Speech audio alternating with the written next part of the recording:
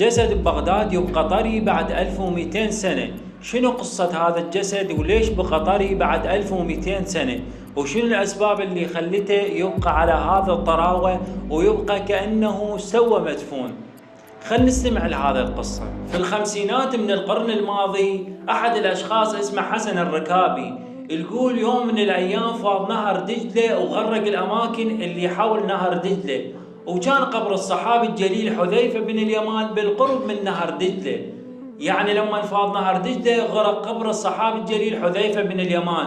وتدرون حذيفة بن اليمان من أصحاب رسول الله ومن أصحاب أمير المؤمنين اللي ثبتوا على بيعة الغدير. فلما نهر دجلة غرق القبر الشريف ظهر جسد الصحابي الجليل حذيفة بن اليمان.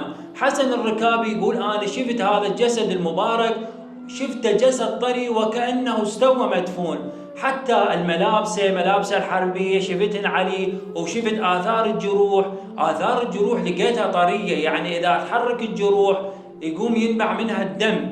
يقول وقمنا نشم من هذا الجسد المبارك رائحة المسك والعنبر. يقول حتى الحاضرون شافوا هذا المشهد وشموا هذه الرائحة المباركة.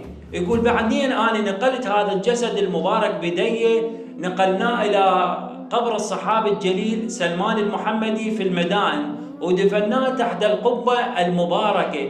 وإلى الآن اللي يزور قبر الصحابي الجليل حذيفة بن اليمان يشم من رائحة المسك والعنبر. هذا الجسد المبارك بقى بعد 1200 سنة بقى كأنه طري، لا مأثر به الأرض، لا مأثر به الدود، لا مأثر به النمل. فالله تعالى حفظ هذا الجسد المبارك. فليش هذا الجسد المبارك انحفظ مع أنه بقية الأجساد نشوف ياكلها الدود يبقى فقط عظام؟ فليش هذا الجسد المبارك الله تعالى حافظ عليه؟ الله تعالى يحفظ أجساد الشهداء وأجساد الأولياء حتى بعد مماتهم. فالله تعالى حفظ هذا الجسد لأن هذا الجسد كان صاحب مبدأ. حذيفة بن اليمان كان صاحب مبدأ وكان صاحب عقيدة وكان من المدافعين عن ولاية أمير المؤمنين والمدافعين عن أهل البيت عليهم السلام. فالله تعالى جازاه بهذا الجزاء.